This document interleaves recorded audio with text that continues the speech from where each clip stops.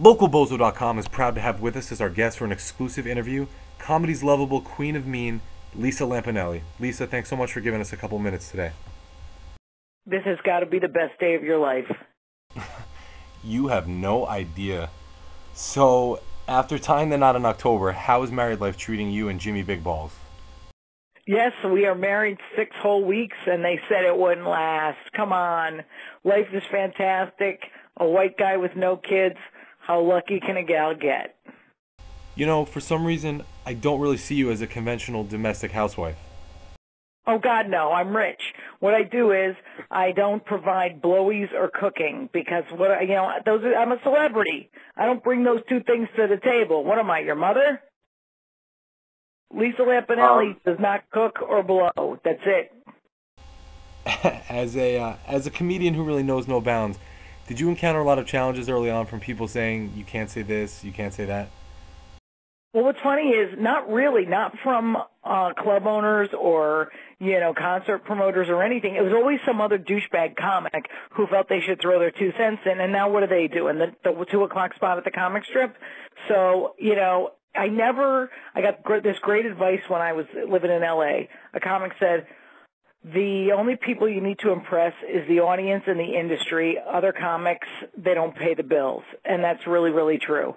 So those really, the only people who ever really gave me a hard time was, people, my peers. And like I said, I just followed my gut and I did the right thing and, everything worked out great. So what do you think it is about you that makes you so endearing to fans, even though your material is pretty over the top at a time when everyone seems to be so sensitive? Yeah, I think it's that they seriously know. So audiences can really sense if you mean what you say. So, for instance, if I called you, a douchebag, cocksucker, but with love in my heart, it means that you're really not. I just really like you. So, people will come up to me and say, oh, call me the C word, call me this, make fun of my ethnicity or whatever. And it's because they know I don't mean it. I think you can always tell in your heart when somebody means what they're saying or when somebody's just, joking around. So I think they sense I have no prejudice. I have no homophobia. I have no problem with anyone in the world except the French, and I don't make fun of them. And then they just figure, she's cool, she gets it, and we get her. And if they don't see that, they usually don't come to the show, which is fine. Yeah, you definitely seem to spread it around pretty equally. With insults to every conceivable race, gender, and stereotype, do you have a favorite group to target? Well, the gays and the blacks, because, nobody likes either of those groups. Just kidding. Gays, blacks, and Hispanics are the most ripe for ridicule because there's so much wrong with them. So we have a good time with it. The gays especially, seriously, in like 21 years of comedy, I don't think I've ever pissed off a gay guy. Oh, except Perez Hilton, but she's just that, the night that he was criticizing me, I think he was just on his period. But usually, gay guys really enjoy it. Black people enjoy it. What cracks me up is when white people tell me not to make fun of black people. It's like, let them make their own decisions. They're allowed to vote and have an opinion. So suck it, whitey. Now, in December, you're taping a special for Comedy Central called Glamour Puss. I actually changed the name to Tough Love because I just got married and I'm very into tough love. Like, my friends know that if I'm going to tell you the truth, I'm not going to sugarcoat it. And pretty much my act is like that, too, because, as I said, I have love for people, but it's delivered with a tough edge. So, yeah, I'm taping that in Joliet, Illinois. And people go, why Joliet? I'm like, because it's cheaper than renting the Chicago theater. So it's more money in LL's pocket. And with more money, you know what that leads to? More sweet Toyota Camrys. So there you go, biatch.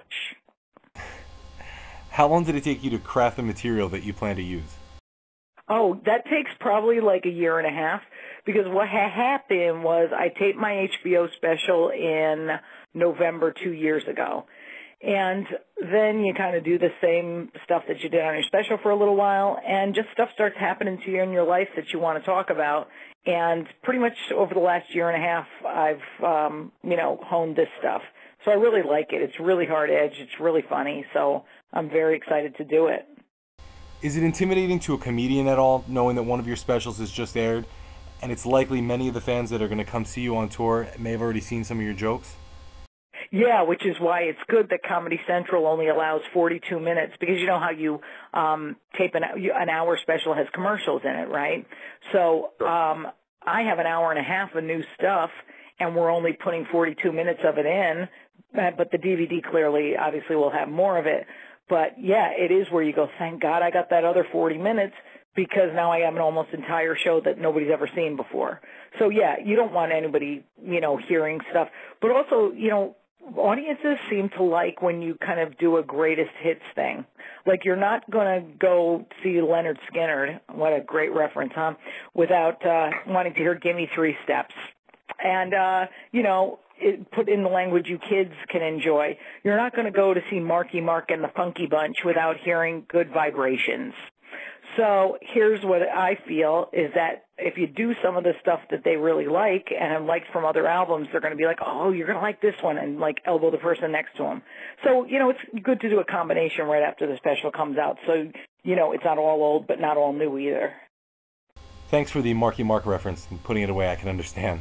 I know. So you get it. You kids today with these crazy new groups. I don't like I don't understand all that hip-hop boogaloo, but I do try. How different is performing knowing that it's being taped for a special versus a regular night at the club? Is there any pressure to up your game at all?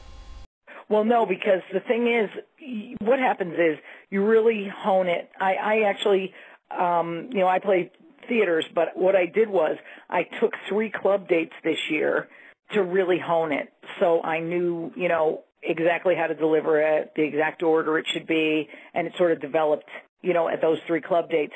So now it's like, okay, I know it. I can't wait to just film it, get it over with. The biggest problem with filming a special is that you have to do so much goddamn hair and makeup. I'm so goddamn sick of that. I should turn into Janine Garofalo. I really wish I was that chick who didn't have to get dressed up on stage, but, only skinny girls look cute in jeans and, no makeup. So that's the only really crap part about filming a special is that part. But the material itself, it's like, well, it's written, let's just do it. The Howard Stern Show and obviously the Comedy Central roast have been launch pads for you. What was the moment in your career where you realized that you'd finally caught your big break? Well, the biggest break, seriously, was Pam Anderson's roast because it wasn't the most highly viewed one roast. That was Jeff Foxworthy. But like my manager puts it, more people saw the Foxworthy roast, but more cool people saw the Pam Anderson roast, and those are people who generally would come out and see me. And what happened was I show up at a club the weekend after it aired, and it was sold out, 7 shows. And I'm like, what's going on? Like, who's really playing here? And they're like, well, they saw you on the roast. Everybody was freaking out about it. So that was where I go, oh, man, I bet I could really sell tickets now. And pretty soon after that, I jumped to theaters, and it was like, wow, 1 show instead of 7 for just as many people, which is so great because you get to not be that overworked. With a ton of dates lined up on the road over the next 8 months or so, have you really had an opportunity to put your feet up and enjoy some of your success? Well, the thing is, my manager for the first few years we worked together was always telling me to take a vacation. I'd be like, too insecure to do it. Like if I went away for 2 weeks, everything would disappear. But what I did was I bought this house in Tucson at a health spa, and, that's a place where there's no cell phones, there's no computers, it's really, really quiet, and you focus mostly on just relaxation. So that is like kind of a gift because, I get to kind of do that, but it is hard to carve out the time to do it because I'll say, oh, I'm doing those 2 weeks and then something really good will come up. But that's the thing, you have to really make the effort to go, these days are blocked out, pretend I'm in Europe or something, and don't even call me. So, yeah, occasionally, but it has to be a real concerted effort. Okay. So are you still living in New York? Yeah. So how does performing in New York differ from your shows elsewhere?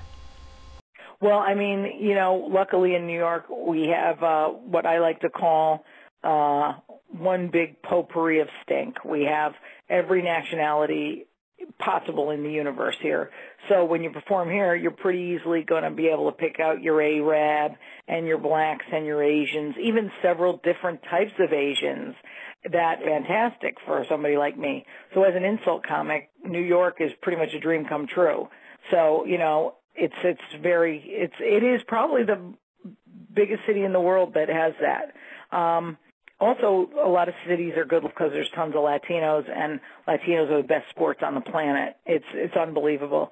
So, but New York, it just has more of the mix, so that's why it's so great. Do you have any memories of some specific shows here in New York?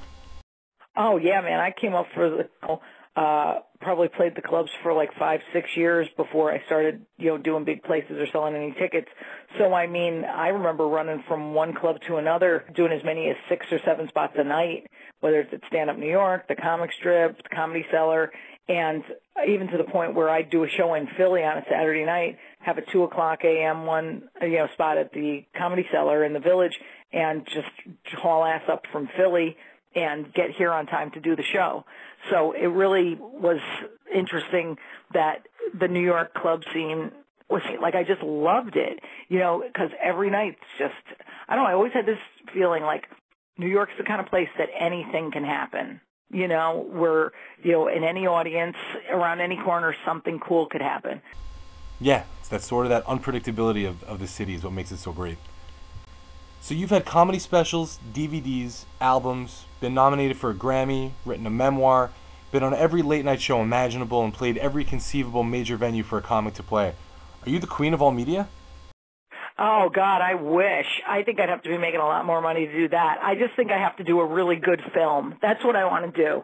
I'd like to be like a Jamie Foxx who does could get a Tony, a Grammy, an Emmy, and the Oscar, But I'm pretty much a comic. I'd love to, I have this little fantasy that I'll, do little parts in good movies and stuff like that. So maybe by the time I do a nice film with Scorsese or one of these other paisans, I can then call myself the queen of all media. All right, fair enough. Anything else you'd like to add for the readers of localbozo.com?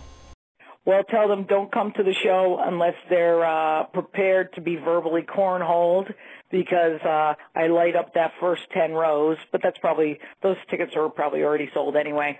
But light up the first 10 rows and go at it. So if you like to be made fun of or you like to laugh at other people's pain, definitely come to the show. Fans, come out and support Lisa Lampanelli on December 10th and 11th at the Beacon Theater right here in Manhattan, December 18th at Foxwoods, and February 20th, 2011 at the Borgata in Atlantic City. For touring information and for all things Lisa Lampanelli, make sure to check out insultcomic.com. Lisa, can't thank you enough for giving us some time today at localbozo.com, and best of luck with the new special. Cool, man. Thanks for everything.